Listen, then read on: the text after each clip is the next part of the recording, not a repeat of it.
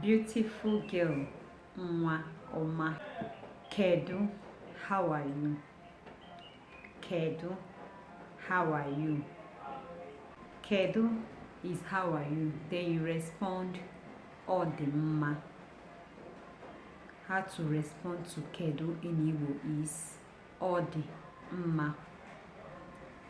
Okwute, okwute, stone. Okwute, stone.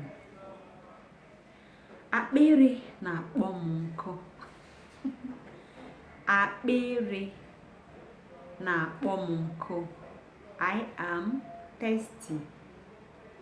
I am thirsty. Ama egwuregwu. Ama egwuregwu. Akwụkwọ nsọ. Holy Bible. Akwụkwọ is book. Nsọ is holy. Holy Bible. Akwụkwọ nsọ. Wetere m akwụkwọ nsọ m. Bring my Bible for me. Ogwu magana. Ogwu magana. Ogwu magana means chameleon. Chameleon.